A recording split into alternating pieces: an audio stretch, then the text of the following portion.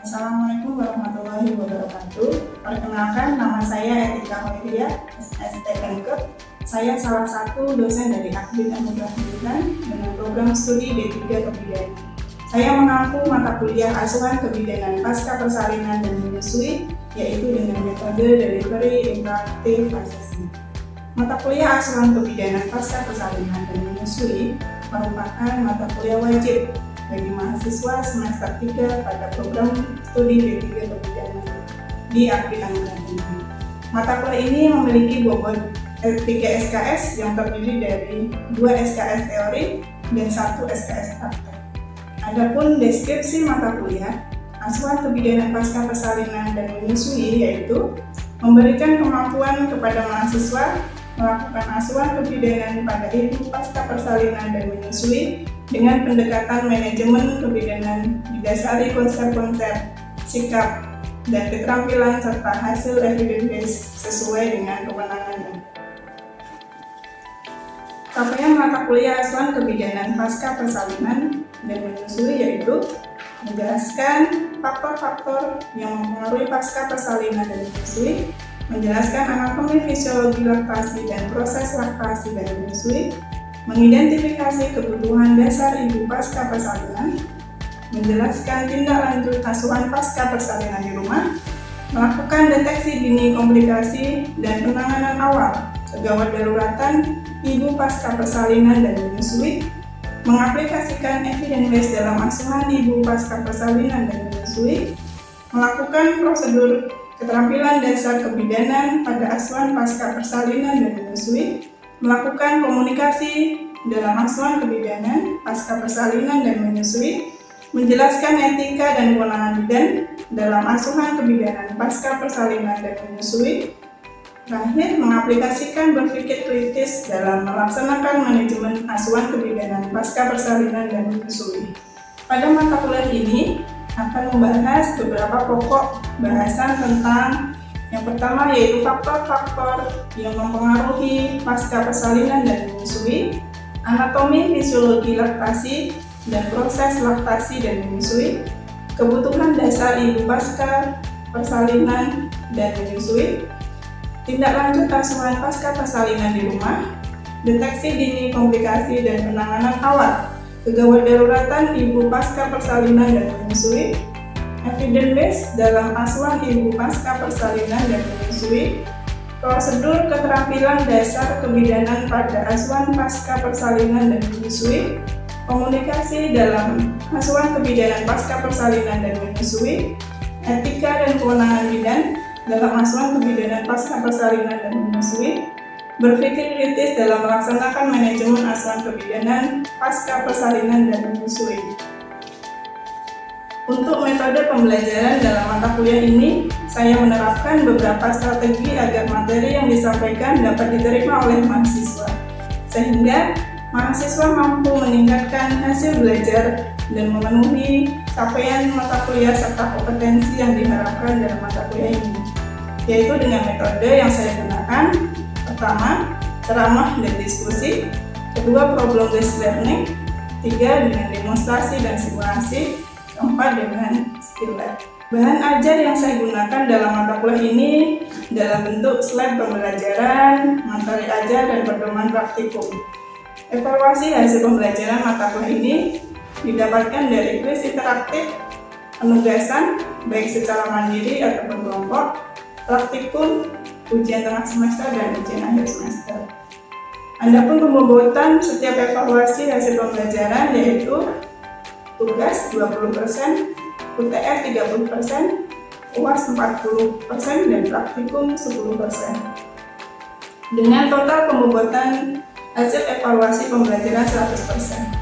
Demikian informasi yang bisa saya sampaikan mengenai mata kuliah ini untuk mahasiswa program studi D3 Kebidanan di Akademi Anugerah Pendidikan, dan berikut cuplikan dari proses pembelajaran yang saya laksanakan secara tatap muka di ruang kelas. Assalamualaikum warahmatullahi wabarakatuh. Waalaikumsalam warahmatullahi wabarakatuh. Bagaimana semua ini? Alhamdulillah, Ibu. Alhamdulillah semuanya dalam keadaan sehat ya. Oke, itu seperti biasanya Nah, baiklah, kita sebelum mulai untuk materi kita hari ini, marilah kita berdoa terlebih dahulu ya, menurut kepercayaan kita semua, berdoa dimulai.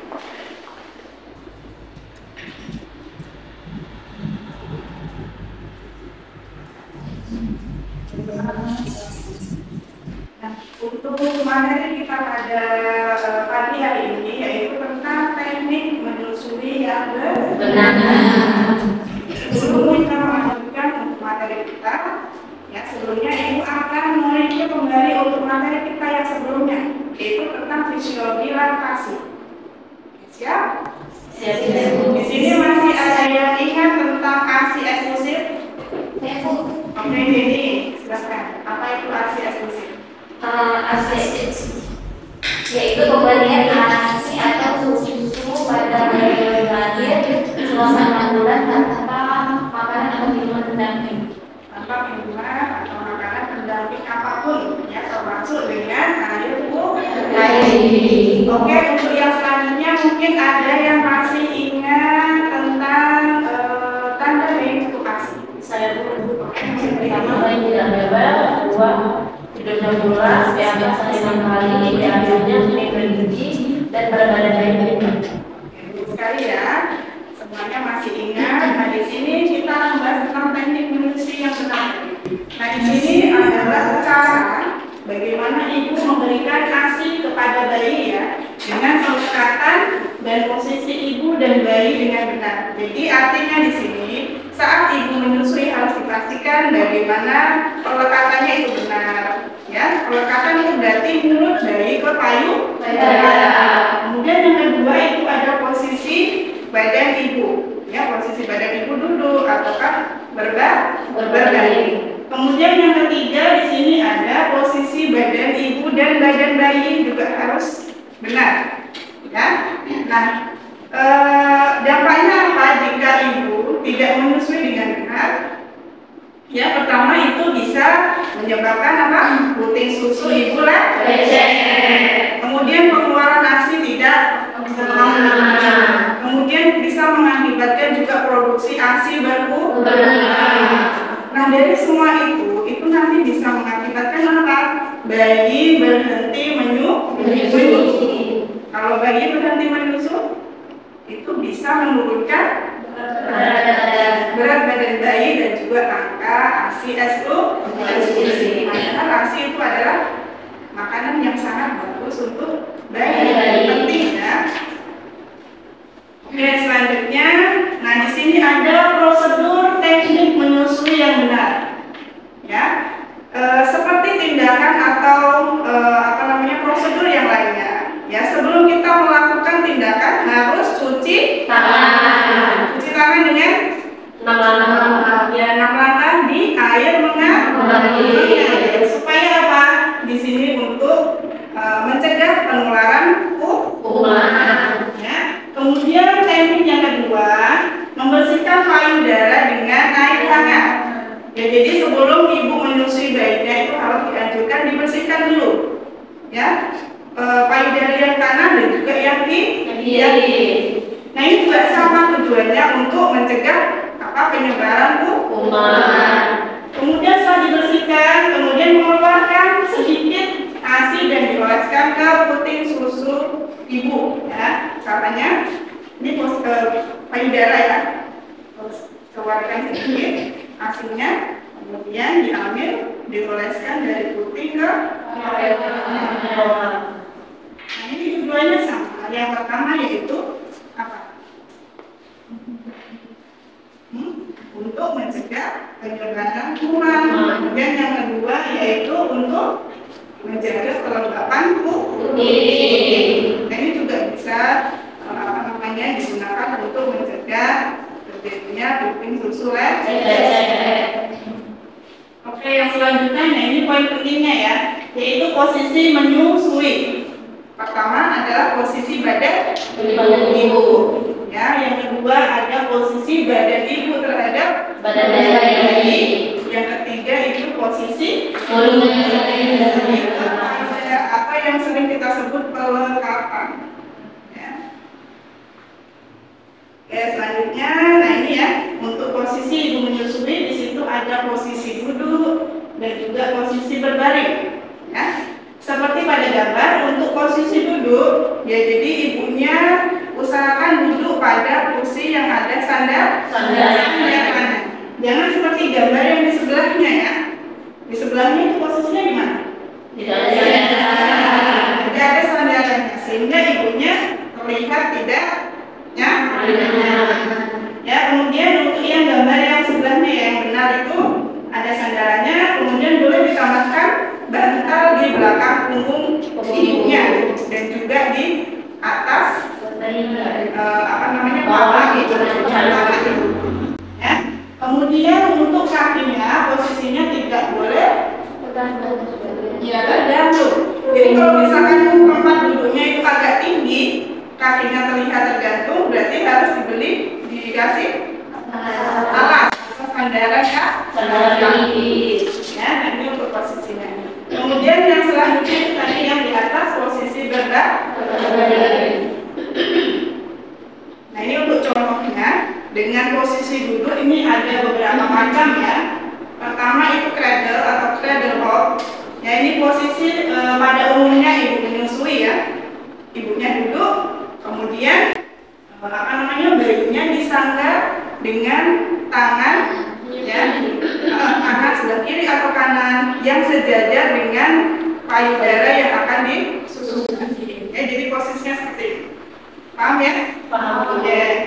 Kemudian untuk yang cross cradle, nah ini hampir sama, hanya saja yang membedakan adalah tangannya. Ya, tangannya yang menyangga itu adalah tangan yang bersebelahan dengan payudara yang akan disusukan. Jadi posisinya seperti ini ya. Kemudian untuk yang selanjutnya itu football ya, atau football cock. Nah, ini posisinya badan bayi berada di samping badan ibu. Jadi contohnya kayak gini, seperti dalam gambar ya, tangannya menyangga kepala, tangan yang sejajar dengan payudara yang akan diberikan. Nah, untuk yang football court ini ya, atau football, ya ini bisa digunakan untuk ibu yang post SC. Kenapa? Ada yang tahu? Kenapa ibu yang SC bisa menggunakan yang football court? Karena yang tidak menggunakan iya, betul sekali. Supaya apa? Tidak mengganggu luka jari ya. Kemudian ini juga bisa digunakan untuk ibu yang mempunyai bayi kembar ya.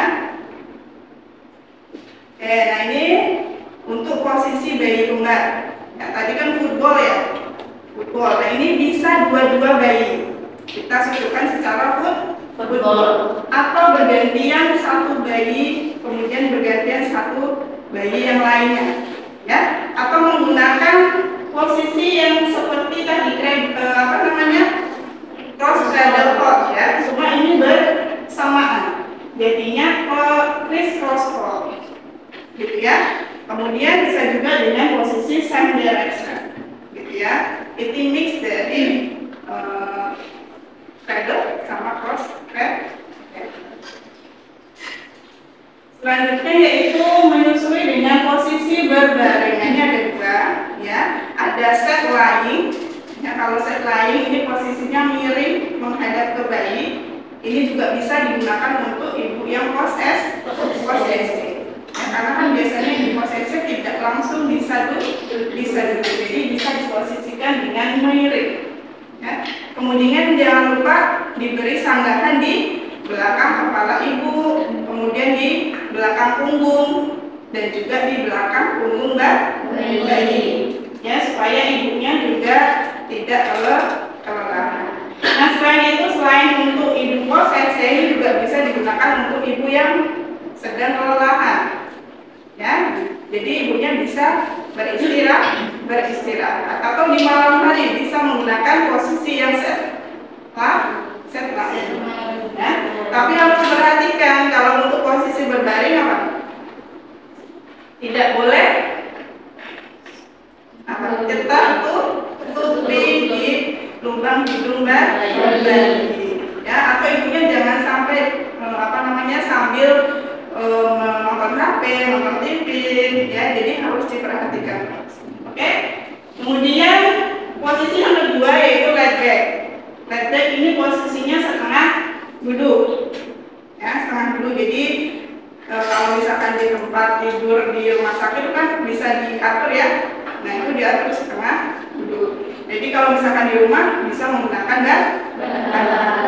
Nah, ini untuk kasur dengan ibu yang payudaranya penuh, ASI-nya penuh, dan juga sampai melimpah, ini bisa dengan posisi lat back. Jadi bisa menahan aliran ASI keluar. Kalau dia duduk kan itu akan mempermudah ASI keluar karena ada gaya gravitasi. Ya, jadi kalau dia setengah duduk, nah itu bisa sedikit menahan.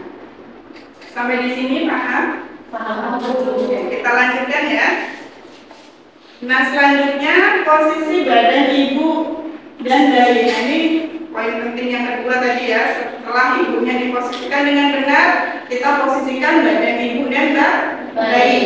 Yang pertama, muka bayi menghadap ke payudara ibu. Ya. Jadi muka kita hadapkan ke payudara. Ya, kita menggunakan cradle ya. Kemudian yang kedua, perut dan dada saling menempel antara ibu dan bayi. Ya, jadi perut ibu dan bayi ini saling menempel. Jadi seperti dia akan berpelukan, ya, melingkar. Ya. Kemudian pastikan ini telinga bayi sejajar dengan lengan bayi. Ya. Kemudian yang selanjutnya, satu tangan ini berada di samping badan ibu. Jadi seolah-olah dia seperti memeluk, ya, melingkar badannya. Kemudian satu tangan ibu memegang atau menyangga badan ibu. Oke. Nah, ini juga bisa ditambahkan tadi ya, menggunakan bantal untuk membantu menyangga badan dan juga tangan ibu. Selanjutnya ya, sudah kita posisikan. Kemudian bagaimana menyangga payudara sebelum kita lakukan pelekatan. Ya. Jadi misalkan payudara kita akan susukkan sebelah kiri, berarti tangannya bagaimana? 4 jari berada di bawah payudara ibu, 1 jari berada di atas. Jadi seperti membentuk ya, tidak seperti memegang rokok. Karena apa? Ini bisa menekan area rokok. Gitu ya? Paham ya? Oke, selanjutnya itu merangsang bayi untuk membuka mulut. Ya, setelah kita pegang, kita bisa rangsang menggunakan puting susu ibunya, ya, atau menggunakan jari supaya bayinya bisa membuka mulut. Ya. Selanjutnya adalah posisi mulut bayi dan payudara atau pelekatan. Ya, tadi sudah dirangsang, kemudian bayinya membuka mulut. Nah, kita segera memasukkan puting sampai dengan area mulut bayi. Nah, ini untuk poin pentingnya, posisi dagu bayi harus menempel ke payudara. Kemudian yang kedua, sebagian besar areola harus masuk ke dalam mulut bayi. Ya. Jadi yang masuk tidak hanya puting saja, tapi sampai ke areola, sampai mulut bayi monyong. Tahu ya, monyong terbalik. Jadi mulut yang atas itu menempel ke sampai ke hidung, yang mulut bawah menempel ke dagu. Nah, ini contohnya ya. Ya, jadi contohnya dia menyusuinya dari bawah. Ketika mulut membuka, ya, ini ditempelkan ke dagu bayi. Jadi dari bawah langsung masuk sehingga lidah bisa menjangkau payudara sedalam-dalamnya. Ya, jadi areolanya itu bisa masuk. Ya, paham ya? Ini untuk contoh gambarnya step by step. Nah, ini untuk pelekatannya, ya, di sebelah kanan itu ada pelekatan yang benar, ya. Nah, itu mulutnya sampai monyong, bibir atasnya terbalik ke atas, yang bawah terbalik ke Kemudian yang sebelahnya itu kalau katanya yang kurang benar, ya dia hanya masuk sampai ke puting saja.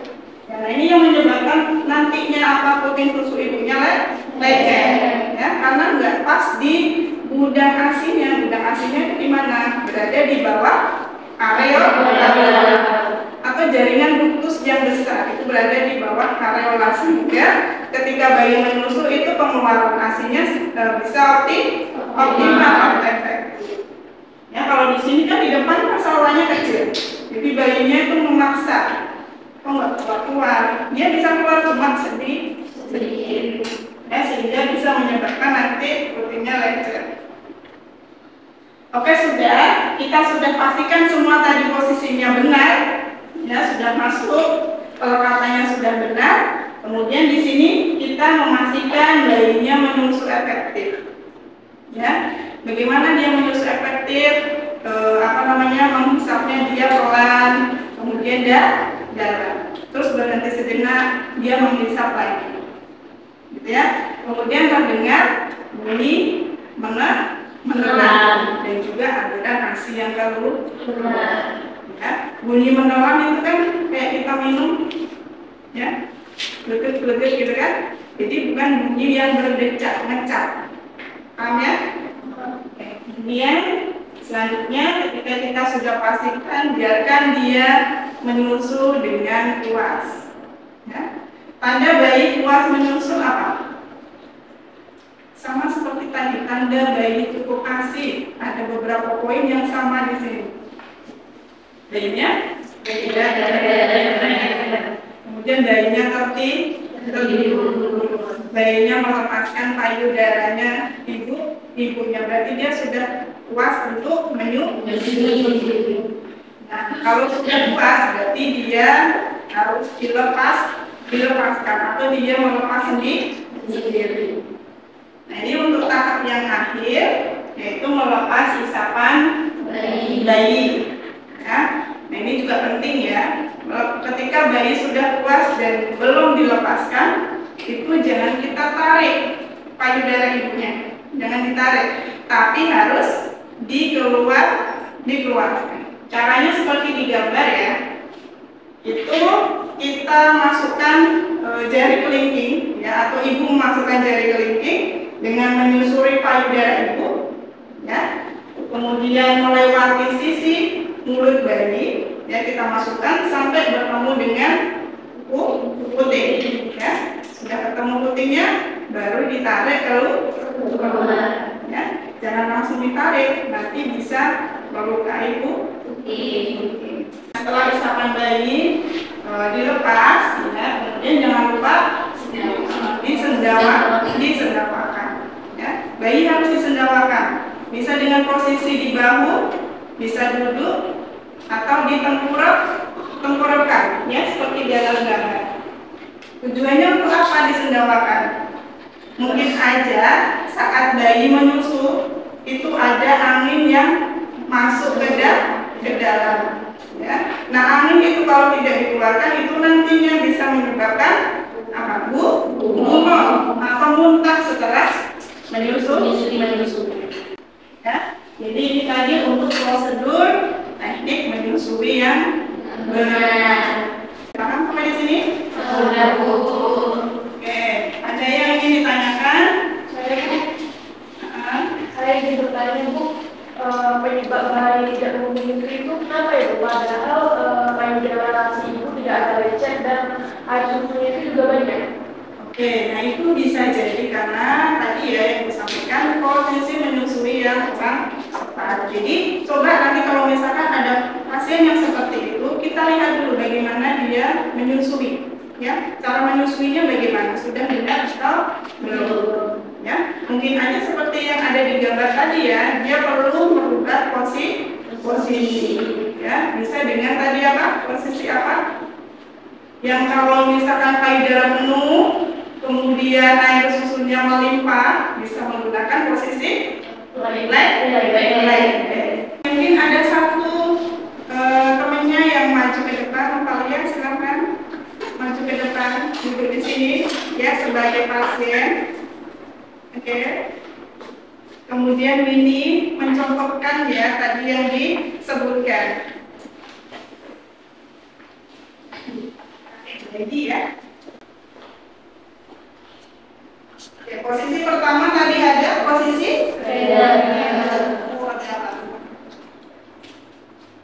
di bawah sini kita mengangkat. Oke, kemudian tangannya penyangga ya. Tangan yang penyangga adalah tangan yang sejajar dengan Oke, yang kedua posisi Spreader.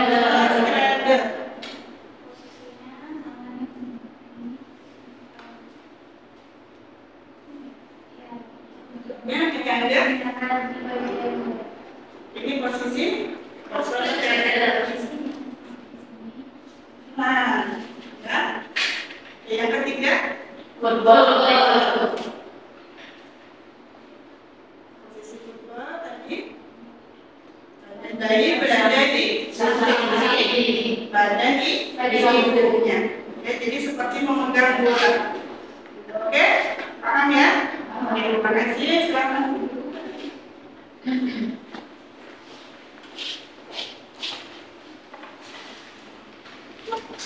Oke, mungkin untuk materi kita ya sudah sampai di sini. Coba silahkan kalian simpulkan materi yang sudah Ibu sampaikan tadi. Siapa? Oke, ya. Untuk teknik menyusui yang benar yaitu adalah cara memberikan ASI air susu ibu kepada bayi atau anak dengan kelekatan dan posisi ibu dan anak yang benar. Terus posisi ibunya ada dua, itu dengan posisi mungkin itu saja materi ibu hari ini ya. Terima kasih untuk semuanya. Untuk materi yang selanjutnya yaitu kalian nanti akan praktek teknik menyusui yang benar. Bisa dipelajari kembali teknik menyusui yang benar ya. Nanti kita ketemu di kelas backset DJ untuk mempraktekkan. Oke? Mungkin sekian dari Ibu tutup. Wassalamualaikum warahmatullahi wabarakatuh.